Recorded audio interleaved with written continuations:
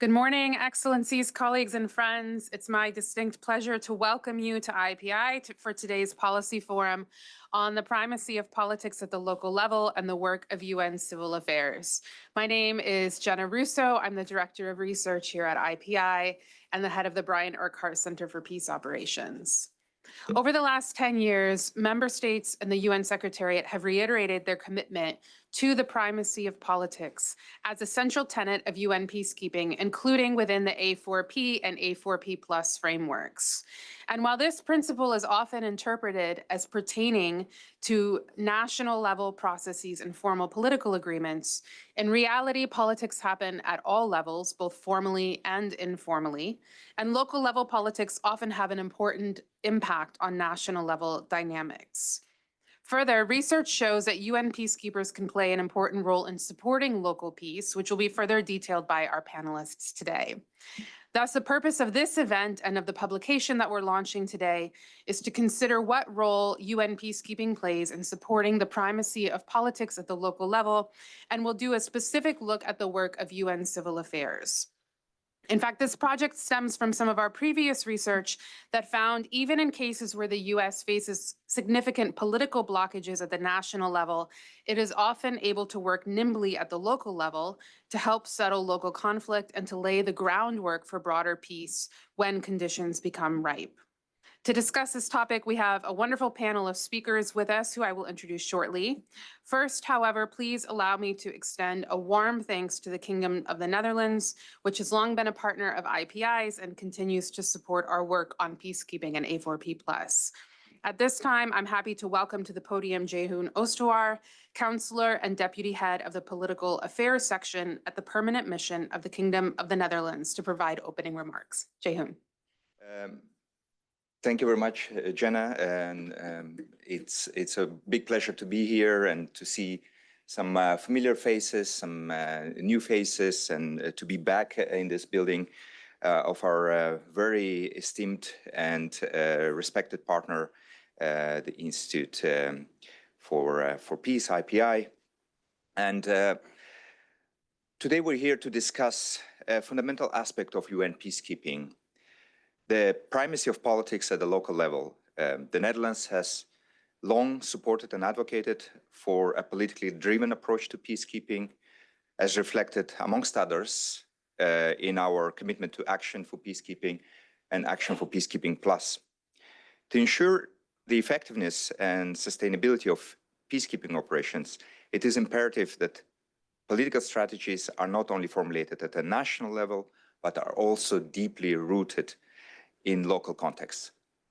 In this 5 minutes or so that I have, I would like to do briefly 3 things. I would like to address, of course, the main topic of today's discussion, the role of UN Civil Affairs in political engagement. I would like to refer and speak to the integral role of civil society and communities at the local level, beyond the UN and with the UN. And lastly, I would also like to say a few words about lessons that we can derive from diverse contexts and also from engagement of different partners, strategic partners of the Netherlands and partners of also other member states and other organizations. So if you allow me, first on the role of UN Civil Affairs in political engagement. For us, it's clear that UN Civil Affairs plays a pivotal role in bridging the gap between national peace processes and local realities. By engaging with community leaders, facilitating local peace agreements, and supporting decentralized governance structures, civil affairs translates high-level political strategies into tangible outcomes on the ground. However, there is also more, of course, that can be done, and impact is sometimes different in different contexts. As highlighted by the International Peace Institute and others, there is still a significant variation in local perceptions of UN peacekeeping operations. For instance, in missions like Mali in recent past and in the Democratic Republic of Congo, we've seen that there were more negative perceptions compared to those in the Central African Republic and South Sudan. These perceptions are often influenced by the effectiveness of UN peace operations, but also by engagements with communities and engagement at the local levels. So to enhance their impact, UN Civil Affairs, we believe, could continue to prioritize building trust with local populations, ensuring that their actions are perceived as impartial and effective. This involves not only addressing immediate security concerns, but also facilitating dialogue that empowers communities to participate meaningfully and actively in peace-building and peacekeeping efforts.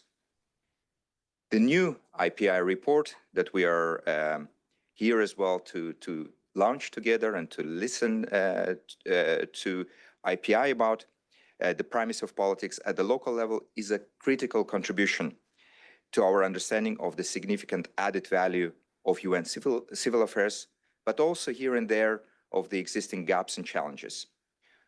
We welcome the recommendations articulated by the IPI, including on integrating local level political work, both vertically and horizontally across mission components and levels. Now I would like to move to the integral role of civil society and communities that often these days work very actively with the UN, and the UN engages them more actively than in the past in their work on the ground. While, as I said, we are fully convinced and are commending the work of UN Civil Affairs, we also believe that the landscape of local politics encompasses a broader spectrum of actors, communities, local civil society organizations, and humanitarian groups and initiatives. All of them are instrumental in shaping the political and protective environment. Engaging these entities as partners is essential for the success of peacekeeping missions. As noted by Center for Civilians in Conflict, and I see my good friend Josh here and other colleagues, I'm sure, present as well. Effective community engagement not only addresses protection needs, but also fosters dialogue between government institutions and communities on the protection risks that civilians face. This can enhance accountability of the UN, but also of other security actors, as well as the political space for civil society and civic engagement. Building these relations should be a whole of mission priority, extending beyond civil affairs to include all components of peacekeeping missions. This comprehensive approach ensures a unified and coherent strategy that resonates with local populations. Finally, I would like to refer to a few lessons from diverse contexts. Experiences from various missions underscore the importance of integrating local perspectives into peacekeeping strategies. In South Sudan, for example, Nonviolent Peace Force has demonstrated that effectiveness of unarmed civilian protection is having impact on the ground. By empowering communities to engage in nonviolent methods of conflict resolution, Nonviolent Peace Force has facilitated reductions in violence within internally displaced camps, internally displaced persons camps, and most notably in Juba. Furthermore, another strategic partner of the Netherlands and of many of you, PAX, has demonstrated in documenting the environmental impacts of conflicts that community engagement is important. We see in their work the need for integrated approach, for integrating environmental considerations into peacekeeping efforts, and their work highlights that environmental degradation can exacerbate local tensions and undermine peace-building and peacekeeping initiatives. Therefore, addressing environmental concerns, for example, is not peripheral, but central to sustaining peace at the local level. There is a caveat, of course, and there is the other side of the story. Importantly, and equally importantly, I should underline, Dutch programming and evaluations show that national level commitments don't automatically translate into local buy-in, but also vice versa. The examples of the work done in South Sudan, for example, but also other contexts, shows that to be effective at the local level,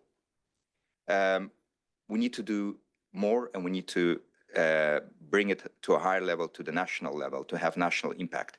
You can be very effective at the local level and be undermined by national level political shifts, and vice versa. To create a safe and political and protective environments for civilians, we need to work across and integrate different levels, across different levels and across different pillars of the UN.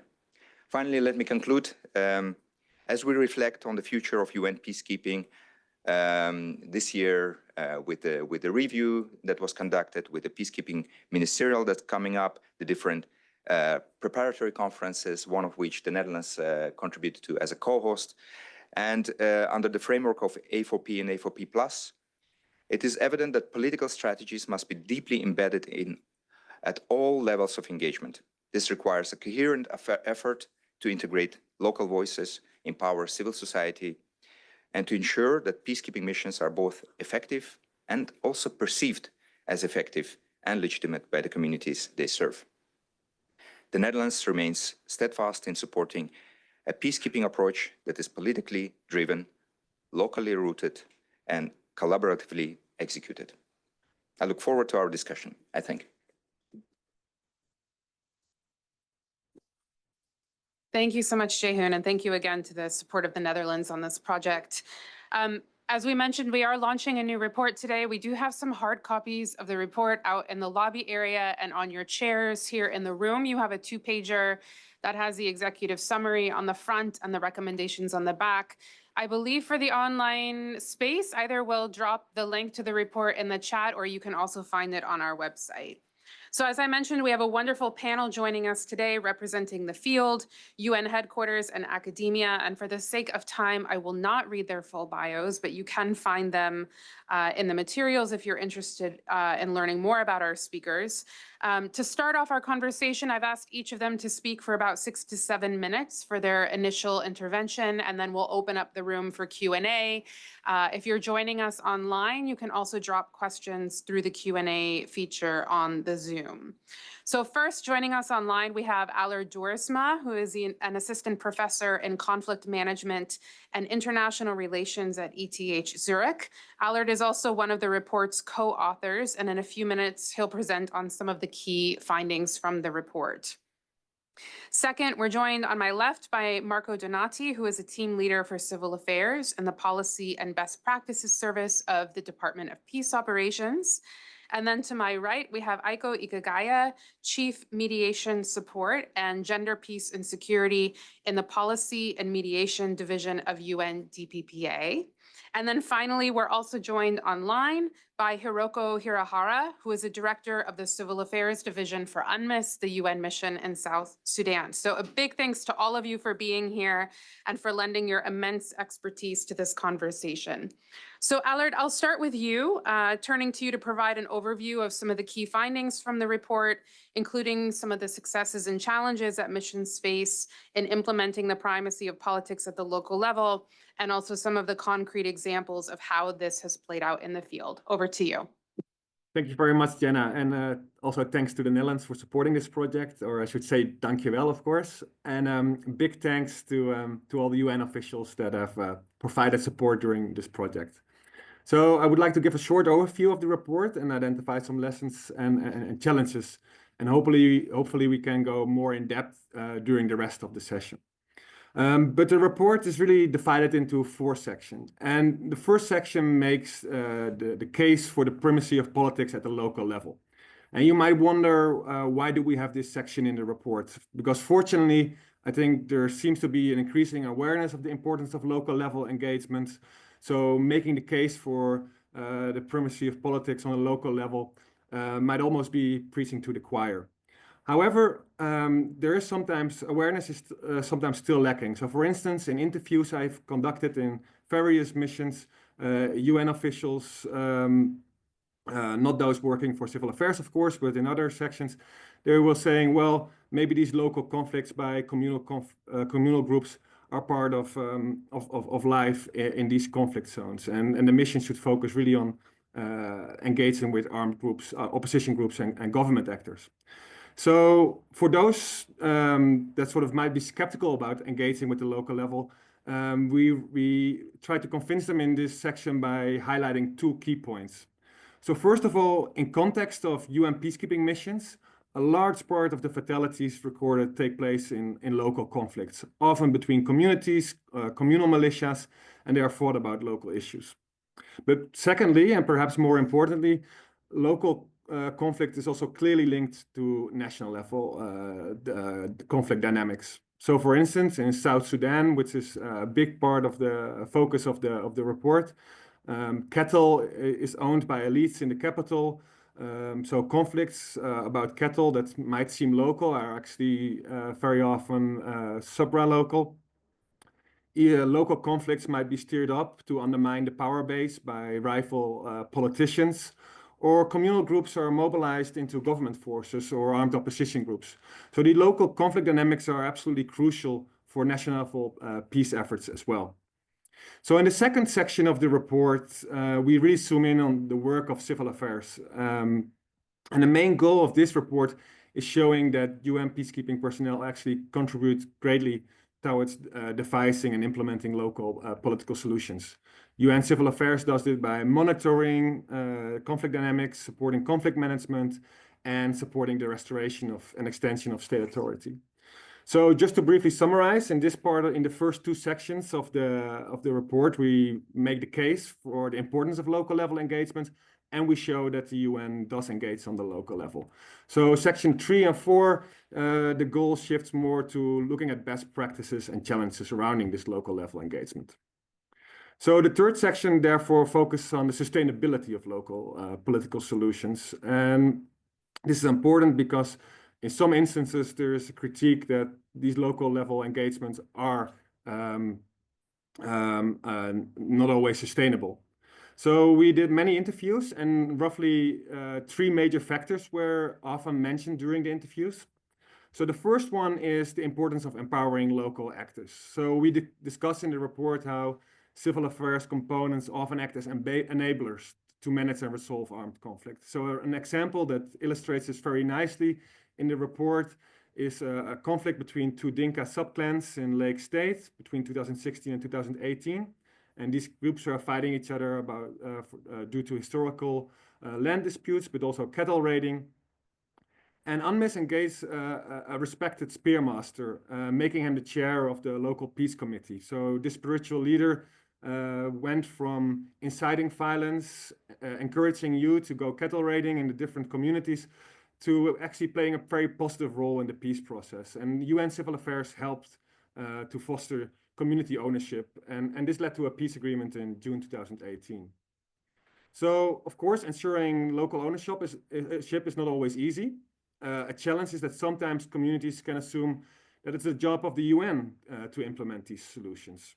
So the report mentions an example of a civil affairs officer working in Bosangoa in the Central African Republic that had to wait roughly 5 months before the community themselves finalized their action plan.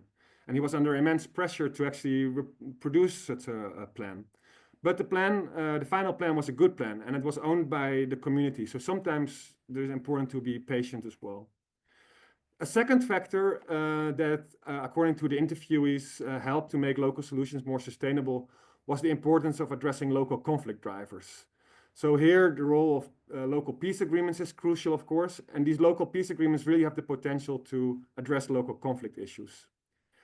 But civil affairs staff also sometimes use quick impact projects, often abbreviated as QIPs. So an example of the conflict between these Dinka sub-tribes that I just mentioned, a QIP was used by the mission to build a water point so that that could be used by both communities and also for the cattle of these communities.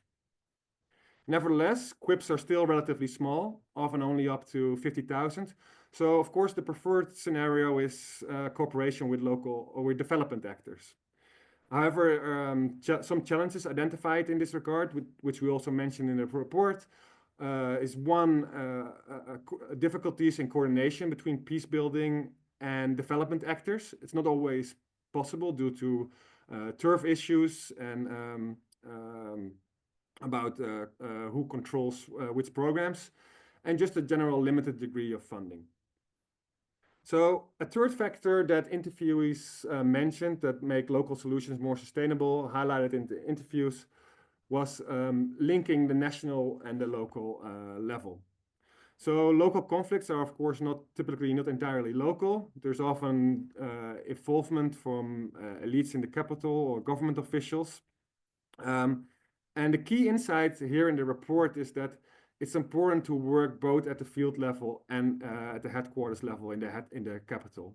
So there are some very positive examples in the report that show how field officers work together with staff at the mission headquarters in the capital to identify key stakeholders and engage them.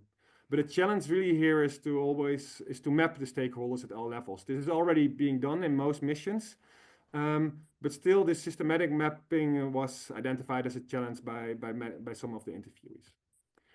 So the fourth section of the report is about integrating the local national political work of the missions. So I won't go in too much detail, but the main finding here is that civil affairs components need to integrate local level political work with other mission components. And this includes not only vertical integration to ensure that local level political strategies are connected to an overarching strategy, but it also involves horizontal integration with different field offices. And one very positive example mentioned in the report in South Sudan is the organizing of cattle migration conferences by various different field offices that were aimed at managing conflict during the cattle migration season. And of course, these cattle pass through different states, so it's really important that different field offices work together. So there's much more I would like to say, but I'll leave it here, and I hope you will read the report, and I very much look forward to the rest of the session. Thank you very much.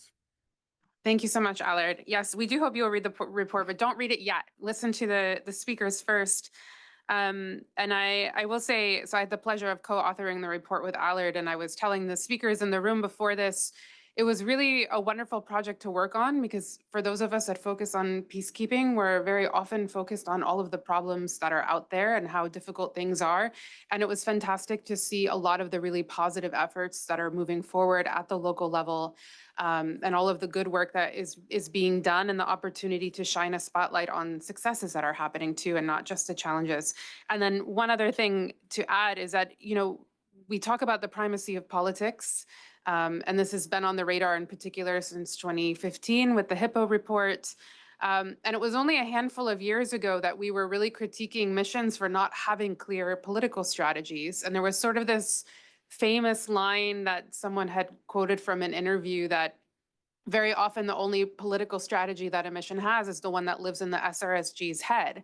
In other words, that mission leadership might have a sense of what they wanted to do politically, but it wasn't really documented and well known to the rest of the mission.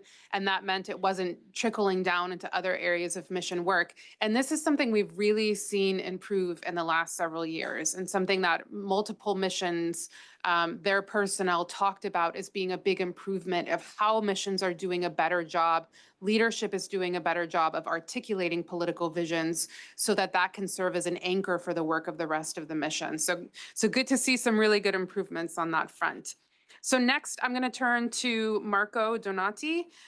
From your perspective as team leader for UN Civil Affairs, why is the primacy of politics at the local level important? And what role does civil affairs play in implementing this? And perhaps you can touch a bit on both the challenges and the opportunities that they face when doing this work. Thank you very much. And let me start by thanking really the Kingdom of the Netherlands and IPI for really bringing the spotlight to the work, a part of the work that peacekeeping is doing at the subnational level, which is not often well understood, even though it's in everything you hear about peacekeeping, because most of what we actually do is outside the capitals, is in the field.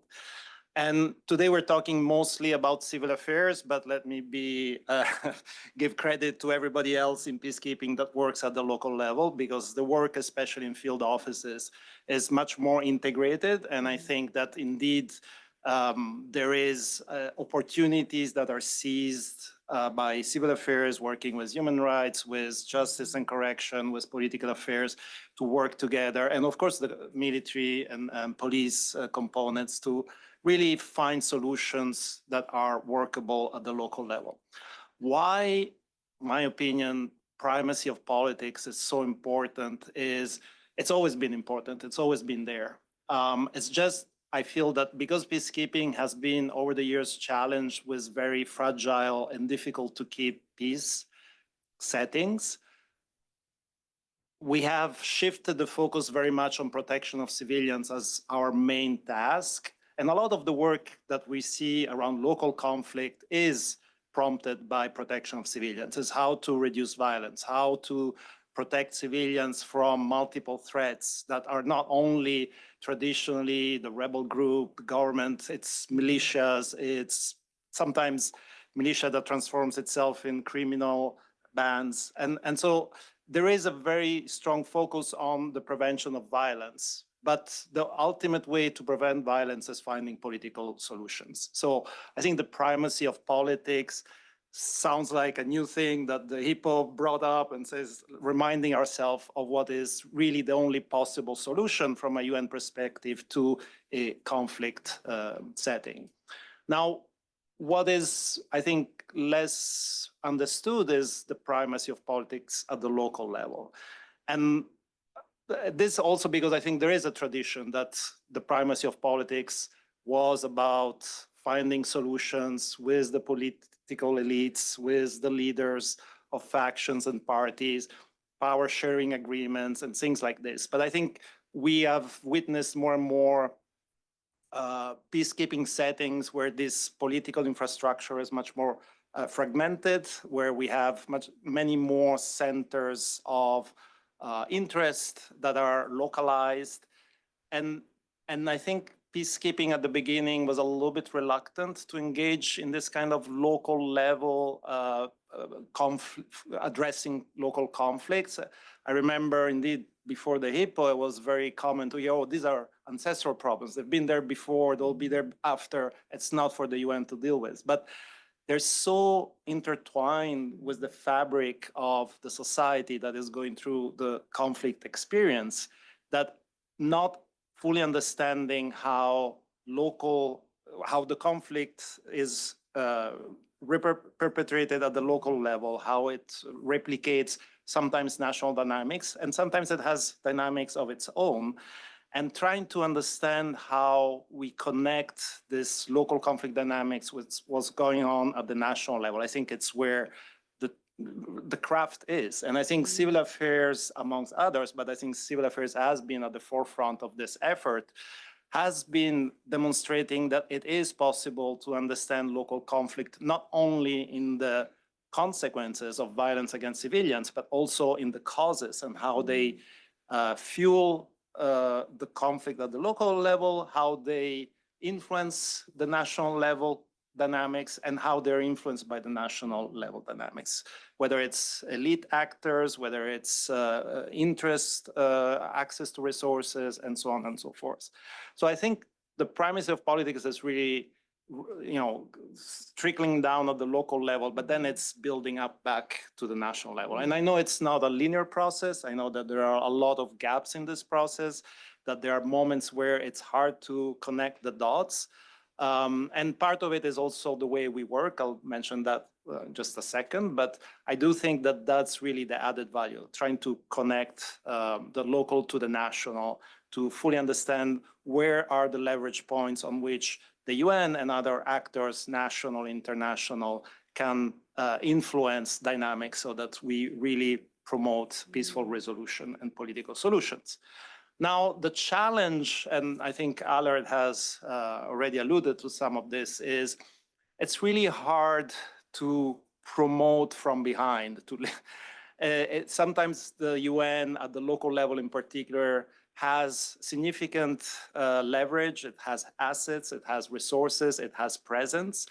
But at the same time, it's very well understood that these initiatives can only work when they're fully owned and led by local actors. I mean, they understand their issues, they understand what the solutions are that can work. So I think there is this balancing act between supporting local actors to rise to the occasion, to have an understanding of what they can really play with, because sometimes they're still limited by their context. But I think the UN and peacekeeping operations can really amplify the space in which they act by bringing in actors. We often travel people from the capital to the local, to politicians, leaders, and vice versa. It's all creating opportunities that would not be there in the first place, but you still need to be able to, as Ala was saying, to be an enabler. And that's not always easy. It's not always easy. It takes time, it takes patience, and it takes trial and error. I mean, it's not easy to get it right at the first time. So I think that that's a big challenge when it comes to addressing this kind of issues. The other one I would like to mention is understanding. I think, you know, we understand things in terms of security, politics, but ultimately we really need to understand things from the perspective of motivation and interest. And that means a better grasp on the political economy of driving, fueling the conflict. And I think the UN and peacekeeping in particular is still not up to the task of really having a full grasp of the political economy of the countries in which we're operating. And so sometimes there is a little bit of inability to fully align the different factors and variables that are fueling conflict, whether at the national and local level, and how they interact amongst them.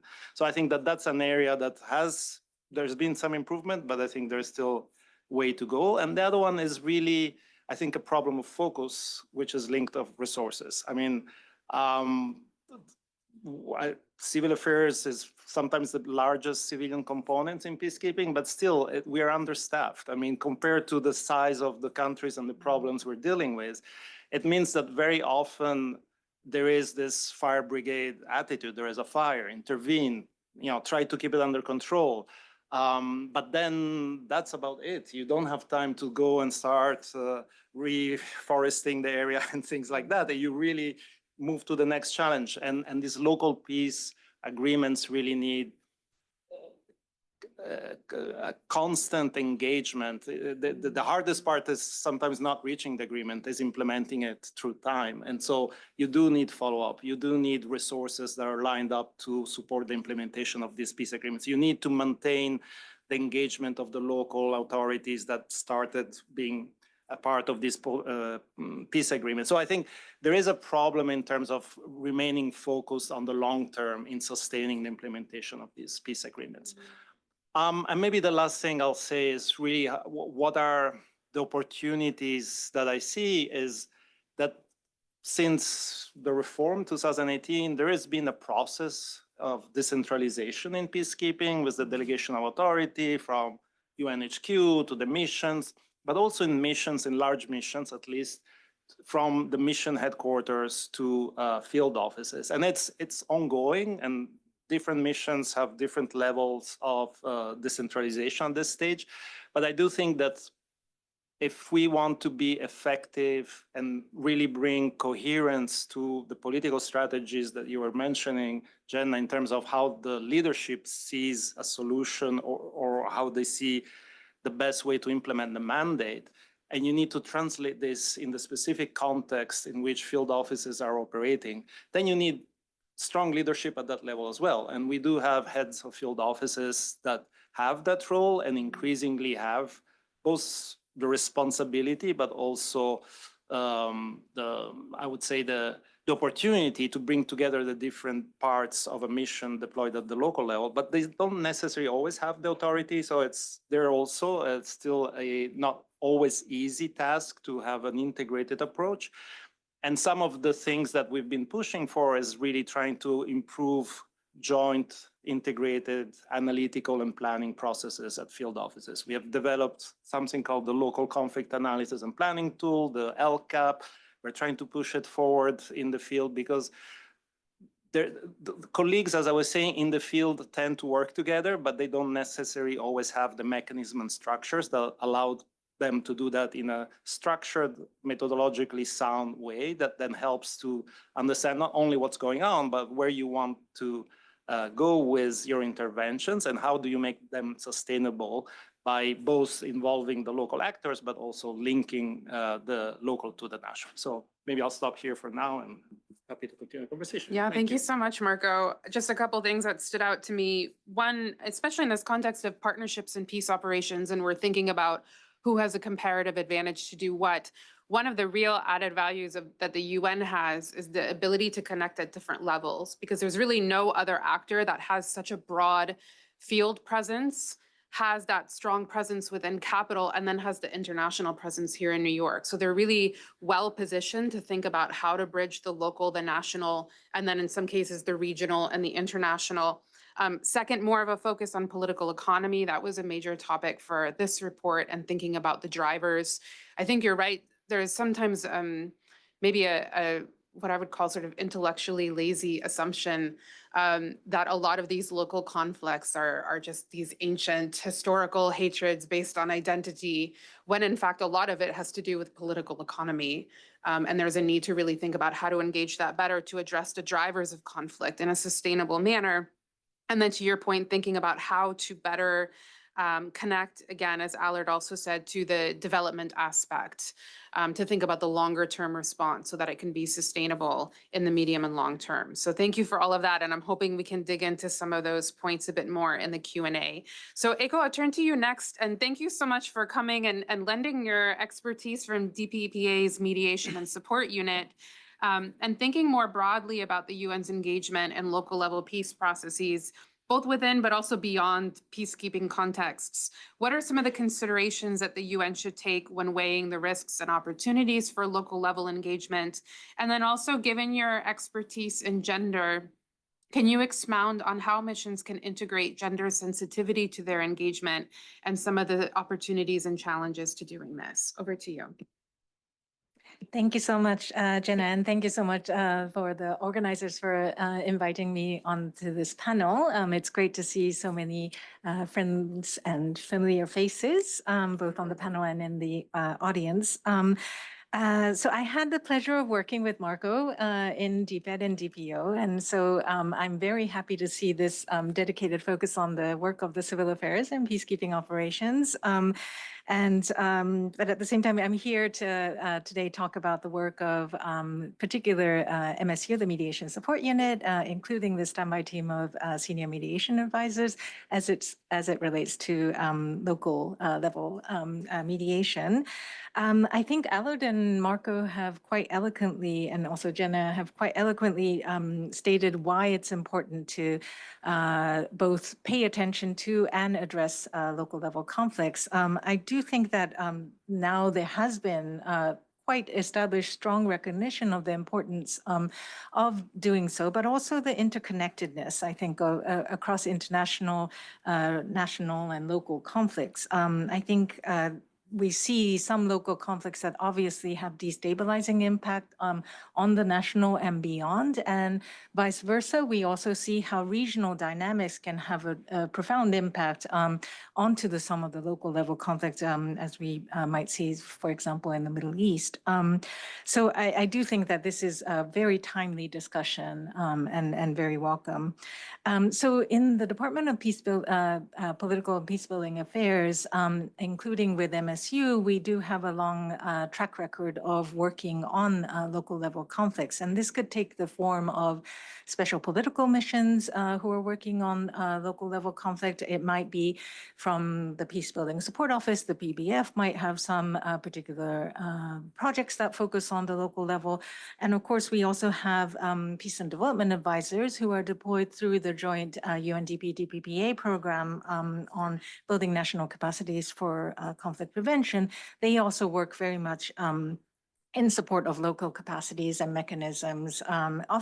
This is often in part of national infrastructures for peace. So there are different ways and different actors, UN actors. I mean, Marco was also saying that even in the field offices, there are so many different peacekeeping elements working on local conflicts. So just to highlight that there are also outside of the peacekeeping peacekeeping context, there are many other actors, of course, agency funds and programs as well. But today I wanted to focus a little bit on the mediation support unit and the standby team. We have provided tailored support to local mediation and dialogue processes. Just a quick word on mediation support unit and the standby team. We are a service provider. We make sort of our expertise available to broad UN family, of course, with UN envoys, special representatives, missions, peacekeeping operations, but also other UN entities, but also the broader membership. So this could include member states, it could include regional organizations, and it could include private mediation partners as well. So just wanted to emphasize that we work across so many different mediating entities and provide our service on that. And over the years, we have provided operational support to entities in support of local processes. And this might include kind of historical example of working in Afghanistan on the local peace initiatives that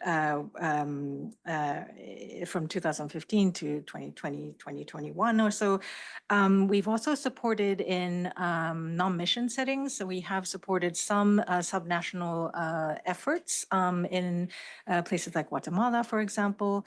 And then more recently, last year, we also worked with MONUSCO, so a peacekeeping operation in a capacity building initiative with interfaith actors. And then, of course, most recently, we have also worked with UNMISS in the Civil Affairs Division, working closely with Hiroko, where a standby team member was deployed in support of the Civil Affairs Division. So just to highlight some of the context in which we have been working on. And based on these operational supports deployments, we have gathered some lessons and insights. And in 2020, and very much also in partnership with IPI, we have explored publication, and we have 2 publications from 2020 and also from 2022 highlighting some of the lessons from those initiatives. I just wanted to quickly acknowledge some standby team members who were active on this, including Richard Smith and Marie-Jo El-Zahar, working closely with my colleague David Mueller in the Mediation Support Unit in coming up with these lessons. I think some of the things that we heard from Aled and Marco resonate quite a lot with some of our own lessons. I mean, we had, of course, worked closely with Marco and team as we were coming up with our own publications a couple of years ago. But I think one of the things that we first highlight is that there is such a broad range and diversity of local conflict. There isn't really a one size fits all. Depending on the context, the rationale for addressing them can be quite diverse as well. So that might be, I mean, you mentioned protection of civilians, and of course, that's a key rationale and very much important. It might also be to facilitate local ceasefires, again, linking very much to also to POC. It might be also related to securing humanitarian access. It might also be to strengthen community cohesion. I mean, it can range in so many different ways. And the political significance of addressing those local conflicts can, again, vary so much depending on the scopes and objectives and the actors who are involved, and as well as the potential to reduce violence and how much violence could potentially be reduced. And then would there be that link to the national processes? Could this be an entry point, or could it be kind of a foundation, or could it lead to more implementation of agreements that are agreed at the national level? So that can range a lot. And I think it is important to have kind of a clear-eyed assessment of so many different local level conflicts that could be addressed in the context of limited resources. What are the prioritizations? What is it that we really need to address? Having that kind of clear-eyed assessment becomes very important. But at the same time, just to very quickly note that, of course, local processes in and of themselves, I think they all have intrinsic value, no matter whether there is a linkage or not, or whether the UN or any other external actor is involved or not. I mean, we do want to quickly recognize that point. Here we are talking about instances where the UN could come in and provide a supporting role, but there, of course, there are many processes that have intrinsic values in and of itself. Jenna, you asked about sort of the gender aspect of it. So just a brief word on that. And of course, the role and the participation of women is important in local processes as it is elsewhere as well. And we do have similar challenges that we see often rooted in, patriarchal norms and traditions. And so, but at the same time, at the local level, sometimes we can try to support in a way that actually is an entry point and provide opportunities to advance the women, peace and security agenda. So looking back at some of our practices, one of the things that we always come back to is, of course, the starting point does need to be a gender sensitive conflict analysis, understanding what are the impacts at the local level. That is sort of at the very much the starting point, and having a good sense of that. And based on that, understanding the contextual sort of what are the norms, what are the customs and traditions in that particular locale, I think that becomes very, very important, and being highly sensitive to that. And based on that, figuring out, are there ways to have strategic use of languages? I mean, we do generally tend to say women's participation, and we have some targets that the UN has committed to. One of the things that we have, the Secretary General has committed to, is 1/3 women, or we say, or no more than 2/3 of any one gender or sex. And that is kind of a pivot to shift the language more to, it's not about having as many women as possible at the table. It really is about balance and ensuring that there are balanced perspectives and important voices that need to be heard. So using that kind of language in a smart way, I think, is something that we are learning from our experiences. Also referring to societal issues, not necessarily labeling certain issues as women's issues. Women, these issues that are very important to women's livelihoods are impacting society, and it's actually a societal issue. So focusing on that, all within the context of certain communities and locales and what the context is. So just wanted to highlight a few things there. Just wanted to, I'm mindful of the time. So overall, I think we do see that the UN plays such a diverse role on local level conflict, depending on what type of UN presence there is and what kind of comparative advantage there is. We might be a convener, a facilitator, a trainer, all kinds, and logistical, technical support, peacekeeping operations. And I think, as Jenna, you said, one of the comparative advantage of missions, and in particular peacekeeping operations, is indeed that presence across, New York, capital, but then wide array of field offices. And I think that's something to recognize. But at the same time, I think one of the key lessons over and over again that we have found is the critical importance of national and local ownership.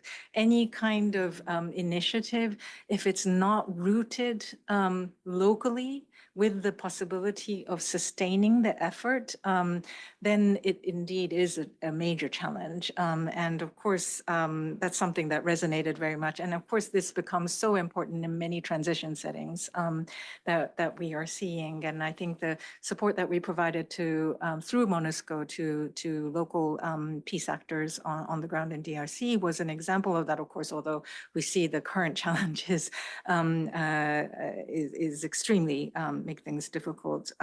So I just wanted to wrap. Just to note that many of the points from the report, I think, resonated a lot of the lessons that we had heard.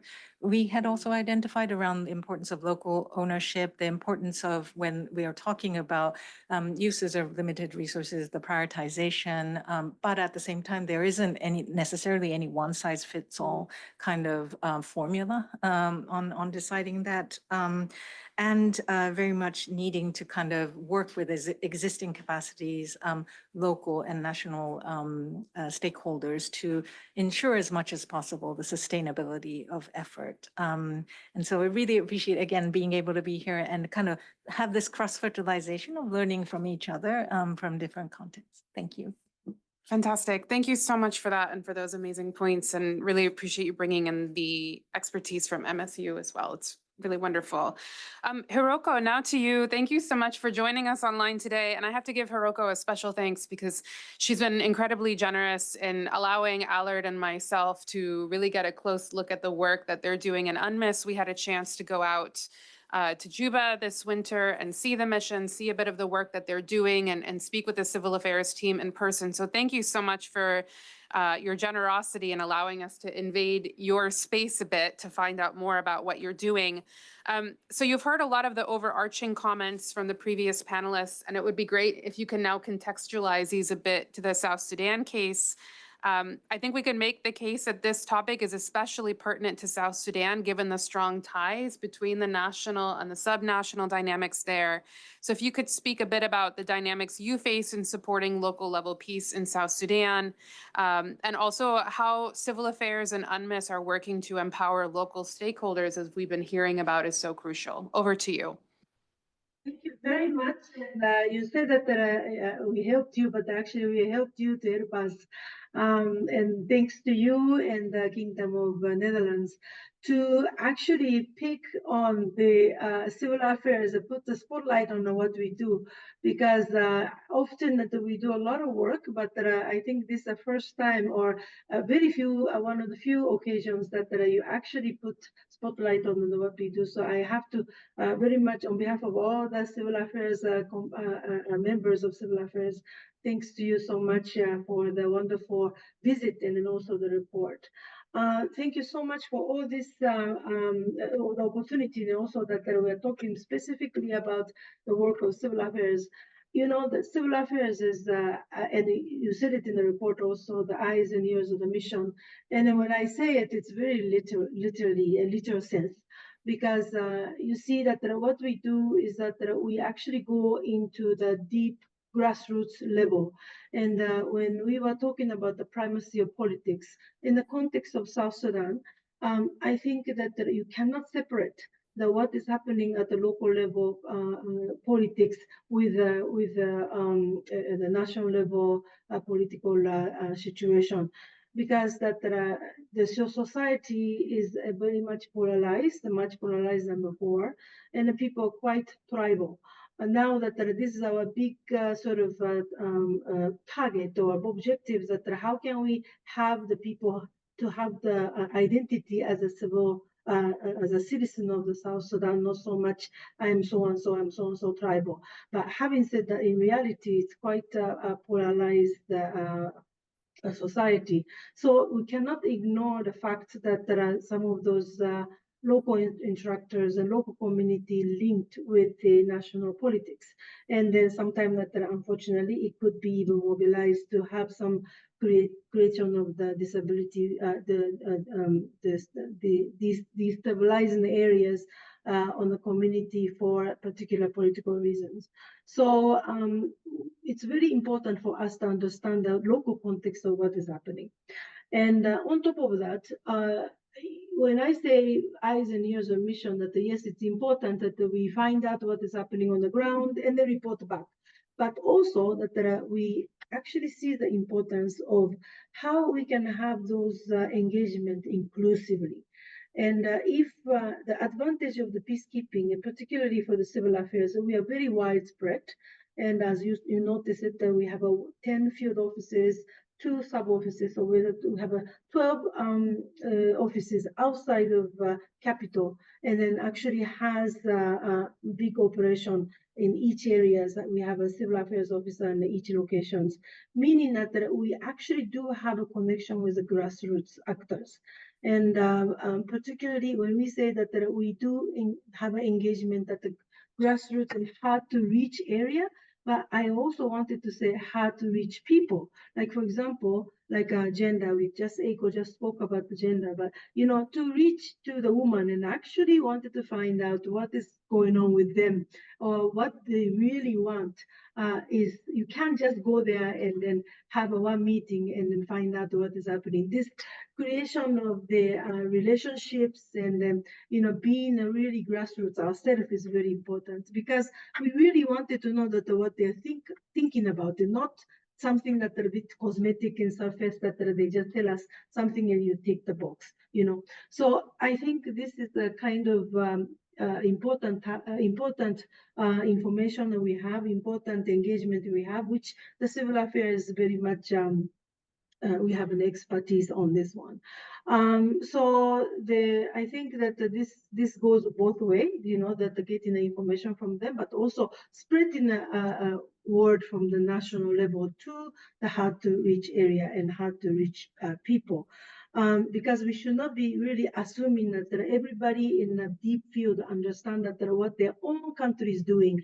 It's very, it's not, we shouldn't really make us assumption on that, because oftentimes that we go there, they are very much so craving to find the information from us and say, Hiroko, what is happening at the capital level? Civil affairs officer, tell us what is happening. Can you please convey our message to these people? So, this is the kind of roles that we have, and as I think we're becoming very critical, especially when you're looking at the resolution of conflict at the local level, but also how their contribution goes to the politics and the primacy of politics and the country building and then peace building at the national level. Having said that, we really need to also make sure that we have a local ownership. And this local ownership is something like it can't do it in one day. And yes, Marco mentioned that we don't have enough people to do everywhere. But that I think for me that mission started in 2011, and if you're adding to the time of the UNMISS in mission in Sudan, one less time, we have been in the presence for a long time, and we have a quite good continuity. And if what I can see from the maybe I would say like last 5 to 7 years or so, many people are actually joining a dialogue much more meaningful way, because that I think the preaching is working. That say before any fightings happen in a community area, and then could be it's a very traditionally looted situation, people just pick up the weapon and join a fight. Sometimes they may not understand why they're joining a fight, but everybody else is joining a fight, so let us join a fight, right? But now, like I think the first reaction I see from the different areas is that, okay, how can we solve this problem in dialogue? Those are the kind of language that we never really expect from coming from them. But if you look at it in the history of it, I think they do have a lot of mechanism in place where they solve the problem in dialogue amongst themselves, without us. So in a way that we're kind of bringing or remind them their own culture to see that how you can resolve the issue yourself and how can we support. So we use a lot of time you use the term facilitation. Facilitation does not mean that we just go there and be a facilitator and moderator. Facilitation is more or less, okay, what do you want to do? How do you want to solve this problem? How can we support you? So it is not like us coming and we're going to teach you how to do these things. Not at all. You just tell us that you are the expert how to solve the problem. Just let us how we can support you. So I think things are working.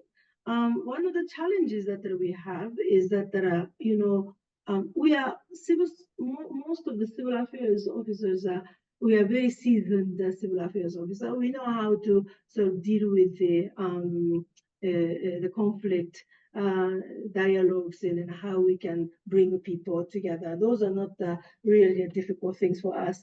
But if the conflict is induced by the political differences, or if this is actually fighting between the parties at the national level, and then that actually translated into the community level, it's going to be very, very difficult for us to support. We're just looking at the local context, because even that the community itself are maybe in the mode of reconciliation, but if there's any bombing happens or any fighting happens between the factions, in a way that it's very difficult to maintain that calm in the situation, and the people are not so much into peace building, because they say, oh, well, we are all nicely talking to each other, but now this incident happened, and then what? So if that kind of politically induced fighting happens, it's very difficult to deal with it at the local level. And so it's also important that we work with the different parts of the components. We work very closely with the Rural Department, Political Affairs Department. We even sometimes work closely with the AMPOL. And I think we are also conveners that the civil affairs, so we can bring everybody together so that we can tackle the local level conflict. The last part is that I just wanted to mention is that about the issue of that how we can do this bit more effectively, what kind of policy changes are needed. I think that there are many times that there are after the dialogues or a workshop, and then two community or even three community come together, and they come up with recommendations. And this recommendation is a real ownership. We are talking about the real ownership here. It's not coming from us or coming from anybody else. This is a recommendation where all the community members say, if you do this recommendation, if you implement all of them, I think that we can solve the problems, So basically, this is the solution on the golden plate. The difficult thing is that there are some of those solutions require resources. And then some of those resources that we don't have any, the peacekeeping operation does not have. So here it's very important we have a very good collaboration with the partners, particularly the UN agencies, funds and program. For us, we work closely with the UNDP, IOM, FAO, some of those organizations which wear the double hats, that the humanitarian and also development/early recovery. Those are the kind of link that it's very needed so that we can complement each other. Working with the peacekeeping, so that you can use our logistics, we can use our expertise on the ground, and we already have a network. So, working together with the UN agencies, the funds and program, or some of those NGOs, we can actually work and then have a better result. So 1 + 1 is not 2, 1 + 1 can even be 10. So this is something that I have from the ground, and thank you very much. Over to you. Thank you so much, Hiroko, for that. And good to keep thinking about partnerships, and both to your point, Marco, and to Hiroko's point, even though this report is framed around a deep dive on the work of civil affairs, throughout it, you'll see how much that work is done in partnership, either with other components in the mission, as you mentioned, or with other partners, and they're really not working alone almost ever. So that's a really important point to emphasize. So we have a little bit of time for Q&A. So we can take Q&A here in the room. If you have a question in the online space, please use the Q&A function in the Zoom, and I will keep my eye out for your questions as well. We'll take a round of questions, and then I'll turn back to the panelists. And if you can just briefly introduce yourself as well. We have a mic coming, I think. Yes, so here. Good morning, everyone. My name's Jose Garcia. I'm with Work Onward. And my question is, I love the importance of connecting local with national, but oftentimes the local is being pulled in 1,000 different directions. So what are we doing to really show the local that we're supporters to get them to adopt our agenda of peacekeeping? Thank you. Yes, here.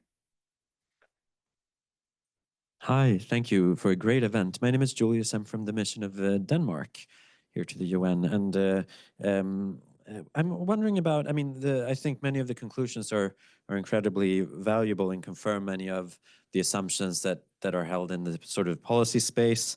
I'm wondering a little bit about sort of the analytical capabilities. Why does this just not happen?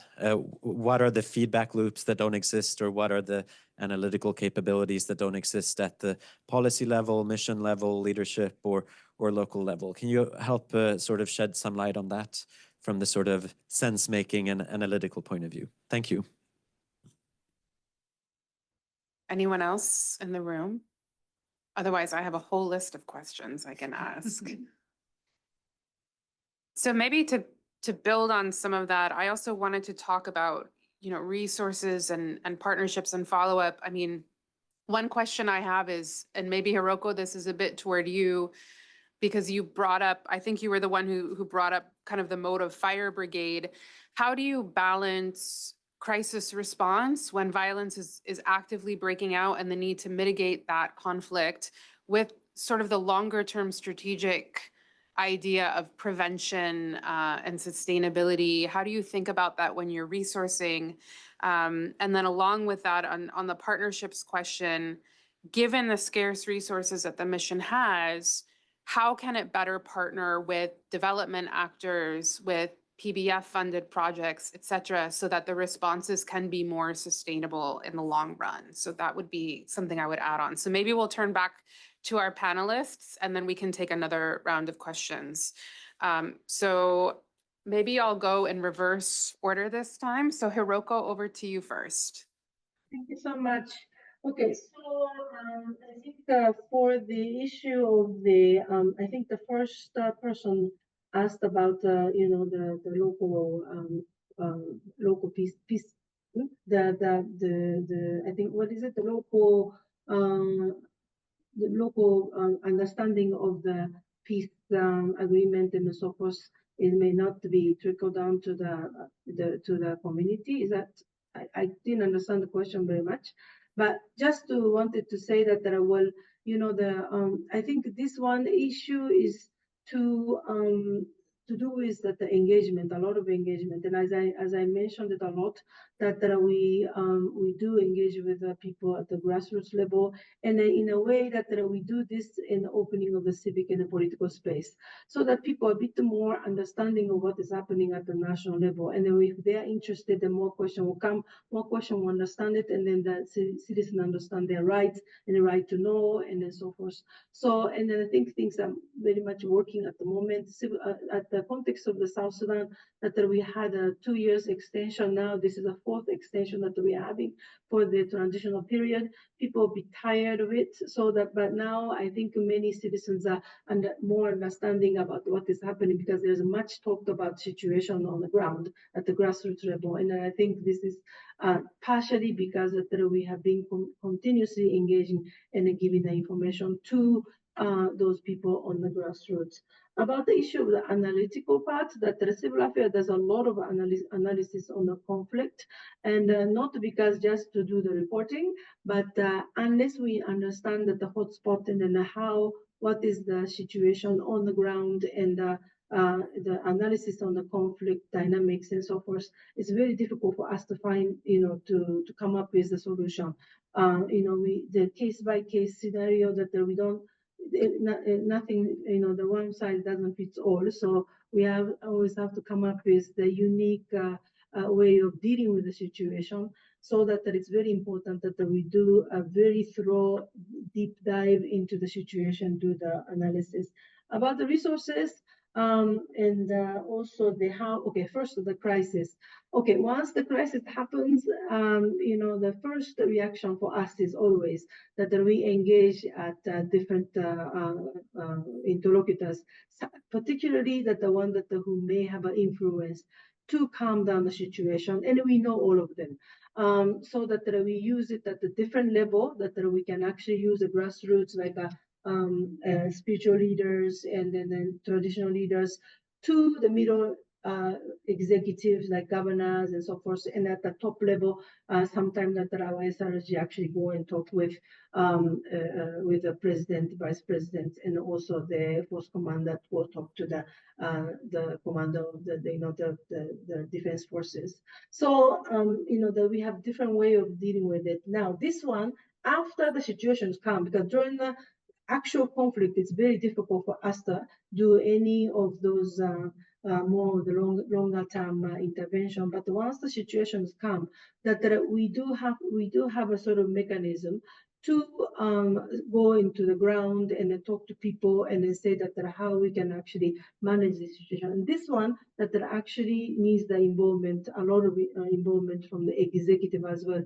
because at the end of the day, if there is no commitment by somebody like a governor, who is supposed to be the ultimate service provider to his own citizens, if there is no commitment, then it's difficult to do. And then to make his commitment, we have different way of actually talking to him, and then also have engagement at the national level also, to see that how the government can also be part of this solution, so that they can actually exercise their own duty to the citizen of providing a better environment, including the protection of civilians. The last one is about the issue of the funding. Yes, we do work closely with funding schemes that we did a lot of work we got a lot of benefit from the multi-partnership trust fund in South Sudan.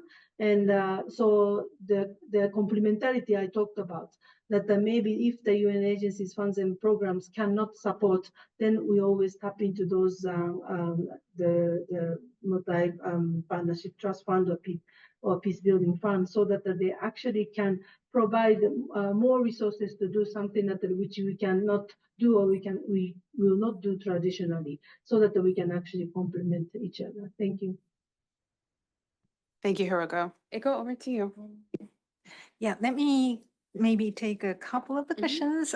So related to your question on resources and partnerships, I think it is indeed quite a critical one that cuts across not just peacekeeping operations, but like in general, anybody working in this space, because I think resources are generally limited for most of the actors that are operating in the space. So it does become indeed important to really focus again on comparative advantages and what are the specific roles and ensuring that there are partnerships. Just one quick example is, for example, mediation support unit, we often get requests to provide mediation training in all kinds of different environments, including for local actors. And it's so critical and important to have that capacity building for the local peace actors. But mediation support unit has extremely limited resources, and we cannot be the trainers for every single context that where we get the requests for.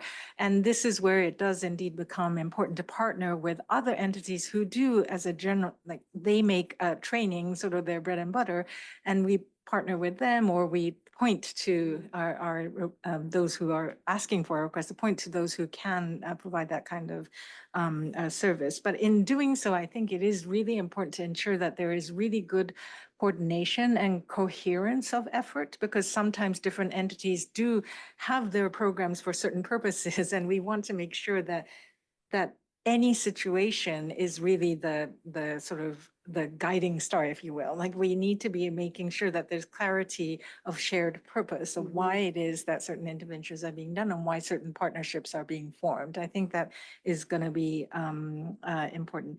Another quick point on the sort of the crisis response and prevention question, because I do think it's so relevant in so many of the contexts in which we're working, especially when there's active sort of violent conflict that is continuing. And just wanted to note that, of course, in mediation and mediation support, we really talk about the importance of process design. And I think in these contexts, it's important not to separate out, are we addressing, is this crisis response or is this prevention, like not kind of consider it as completely separate things. It is important as we try to look for entry points for ceasefire, for example. It doesn't mean that you halt everything else related to, perhaps some efforts that could lead to the medium and long term. So there are certain efforts that can continue to go on engaging or having consultations about what a future political process might look like, and what kind of vision one might want to have. I mean, Sudan is an extremely difficult context at the moment, but it doesn't mean that an effort to sort of be the firefighter doesn't exclude other efforts in the longer term political processes. So that's just one quick thing I would add. Thanks. Great, thank you. Thank you. Maybe just a couple of points. One, I think maybe to the local piece and multiple interests at stake. I mean, I think one thing, it's naive to think that there is an easy solution to complex problem. There is always a need to find compromises. Now, the issue of the local ownership comes in because these compromises need to be owned. And for the UN stepping in to support is to understand what's at stake. So that takes me to the analysis part. I mean, I feel that there is a gap in analysis, not because we don't have the information, the knowledge, or even the analysis. It's just that it doesn't come necessarily together in the context of a mission in a way that is shareable and the premises for action. So we have the joint mission analysis cell, which looks very much at the security dimension, political security dimension. it is conceived as a tool to advise the senior leadership. It doesn't necessarily always trickle back to those that provided it. So I think there is a culture of analysis that's not yet fit for purpose. I think there are efforts. When I was working in the field, we didn't have JMAX or JOCs in the field. Everything was centralized at mission headquarters. Now you start seeing those capacities in the field. And I think that's a process. As I say, we are evolving as the situation is sort of soliciting peacekeeping to be a better fit for the challenges it's facing. And that's why I was mentioning this LCAP we've introduced for field offices, because what we realize is you have indeed people that work together from different sections. They rarely have a space, a structured space to come together and share that analysis. And when we provide that space through this tool, you realize there's so much knowledge, but there's also so much tunnel vision sometimes, because you could see a problem, I don't say exclusively, but primarily maybe from a human rights angle or from a political rebel or agenda. And it's only when you put all the pieces together collectively that you have a tri-dimensional picture of what's going on. And therefore, it's much easier to understand what are the leverage points. And I think ultimately, it's how you influence people to react differently to the same dynamics. You have dynamics. It is really hard to go to the root causes and change things that may have been there forever. It takes time. But in the immediate, when you want to change the behavior of people, is how they react to these dynamics. And I think that's where the UN has an incredible, and other partners that intervene, an incredible advantage. And maybe the last thing I wanted to say on resources is, I think there is a fine, balancing act on being supportive, providing resources, bringing in this extra capacity, but making sure that it can be owned locally. Because I think, once again, you don't want to be in the position of, providing a gift, but then the local capacity to sustain that gift is not there. And I think that also needs to be carefully measured. It's critical to have a catalytic impact, but at the same time, you need to make sure that local actors can sustain that effort. Thank you. Allard, do you want to add anything on that? Because then I'm going to throw just one online question to each of you before we wrap up. Yeah, great. Actually, I would like to elaborate a little bit on Marco's point, also on the needs and challenges with regard to analytical capacities. So I think it's really important to remember, and I've been researching early warning in peacekeeping missions for a while, and I think it's really important to remember that, I think basically what Marco also says, that where we're coming from, I think many years ago, there was still, most of the sections would still hold on to their own information, because information was a source of power within the mission. So I think even though there can still be more sharing, and with JMAC, there's still, I think, things have improved a lot. And maybe I think it also really illustrates well the cooperation between civil affairs and different sections. So I think JMAC is also, to a large extent, of course, dependent on civil affairs providing information to them. So they're the eyes and ears of the mission. But then also, of course, it should be worked the other way around, where civil affairs receives information. But maybe, and then one more point on this, I think even if analytical capabilities would be superb, it's still, of course, we shouldn't forget that these are highly challenging contexts. So I think it relates to the point Marco earlier made about how there needs to be a shift towards looking at motivation and interest of armed groups. I think armed groups, the current conflict landscape, is not only highly fragmented, but it's also highly fluid and turbulent. So this explains why many of these local peace processes fail. So one example we mentioned in the report is in the Central African Republic, where there was a basic sort of a revenue sharing deal between Seleka and Anti-Balaka and the one province with regard to checkpoints. But then another group leader of Seleka shows up and also wants part of the deal. And these things are very hard to anticipate. So in terms of analytical capacity, I think it's also important to be modest about what can be achieved. And yeah. So sorry, I'll leave it there. So I had a look at the questions in the Q&A, but I'll leave it here. Yeah, thanks. So I'm gonna just put a couple of these on the table, but we only have time for maybe each speaker to take about 2 minutes. So pick which one you'd like to respond to. And the first one, I mean, Eiko, maybe this is a good one for you. This participant asked, one of the challenges is, you know, when you're trying to bring local parties to the table and maybe the timing is not ripe for a resolution. So if they're not willing to engage immediately, what can you do to possibly nurture future engagement and local ownership? Another question that I think would be really useful for anyone to think about is, you know, we're really in a time of retrenchment right now and anticipating cuts, and there are just major political changes on the horizon. So how is the UN preparing for the necessary transformation of this type of work, civil affairs, and ensuring a lasting positive impact? And then I guess I would maybe add on to that too, of, you know, at this moment in time when so much is changing, from your perspectives as practitioners, what is one thing you would want member states to know and to take away with them in terms of maybe not a plea, but kind of your key recommendation about what really needs to be maintained for the future? And I think that's probably all we'll have time for right now. So I'm going to go in the original order. Allard, your last 2 minutes, please. Great.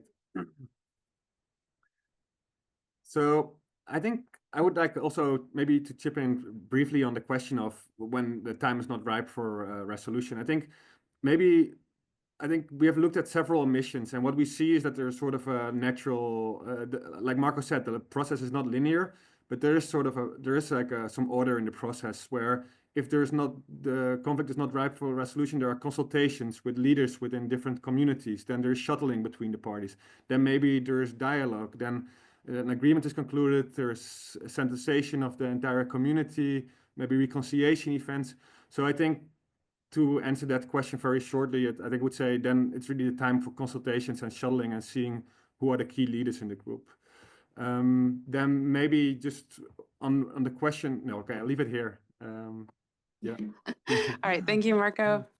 Yes, thank you so much. I mean, I would say that speaking to, you know, the current challenges, but also the progress we've made, and looking back at how Security Council resolutions were framed a few years ago, where this whole idea of local reconciliation, local conflict addressing, supporting local, was at the beginning not recognized very well. And when it started being recognized, I think it was very much conceived as a subset of a bigger problem. So something that could be dealt with on the side. I think it's growingly understood, and I just encourage member states to continue on that vein, is how central the local is to solving the problems at the national level. And I think that becomes not only a memento for the missions, so that indeed they can better integrate their analysis, their strategies, their interventions,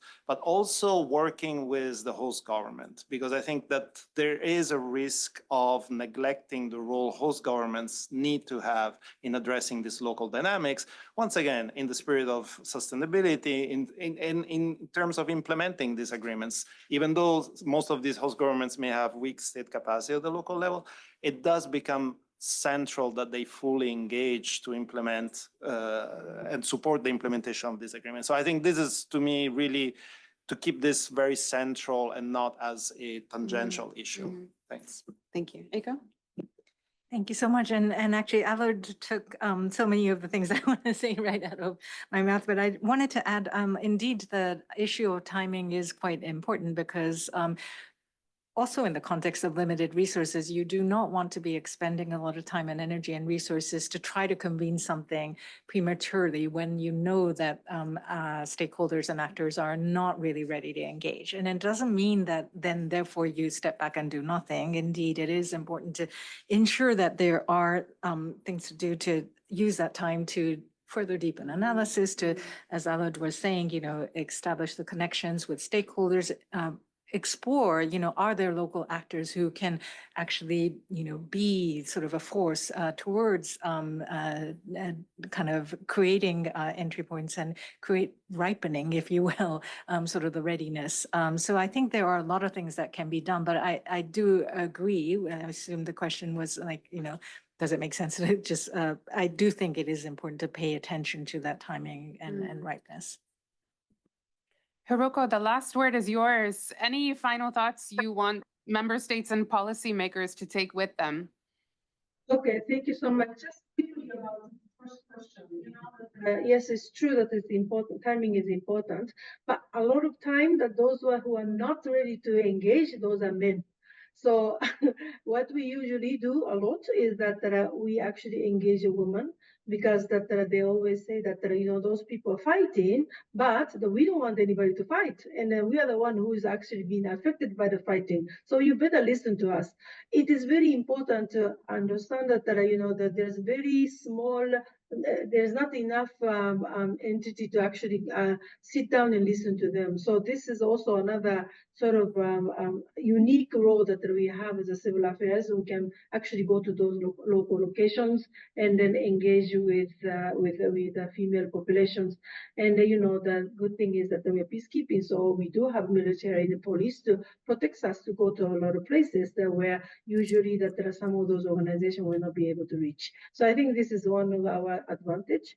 The message is that it's very difficult for us to present what we had prevented. But if you look at actually how we are engaging with the local communities and then how that community engagement is feeding into the national level. For example, like we're doing a lot of political working to enhance and open up the political and civic space. And then so that the citizen, usual citizen, normal citizen can understand their rights. And then I think this is something that which is very much on course, and then it's actually fit into that what we are looking at because we are going gear towards the election. So I think that there is something that maybe you can visit us sometime and then look at it like what Jenna did, because I'm sure that you have very different perspective of what actually peacekeeping is doing and how you are effectively contributing to the primacy of politics and overall country building and overall peace building and peacekeeping of the country. Thank you. Over to you. Thank you so much, Hiroko, and thank you to all of the panelists. And I do invite you to check out the report. It's quite full of very specific examples, not only from the South Sudan case, but other mission contexts. So please do check that out. And then two other quick things I wanted to bring to your attention that are coming up and also part of our partnership with the Netherlands on A4P+. In mid-March, we'll be having an event to launch our paper on the future of the protection of civilians in the context of the UN-AU partnership. And looking about kind of best practices between the organizations and also with the sub-regional organizations. So I believe that's on March 13th, which is a Thursday. And then we will also have a report and an event coming out on how missions cooperate with de facto authorities in contexts of unconstitutional changes of government, and looking at the cases of Sudan, Afghanistan, and Mali and lessons learned from those cases. So that will be in late March. So please keep your eyes out for that. We'd love to have you here. Again, a huge thanks to the Netherlands. Jaehoon, thank you so much for this partnership. To all of our panelists for being here, for your time. And hopefully I haven't forgotten anyone to thank, but thank you to everyone. Have a great day.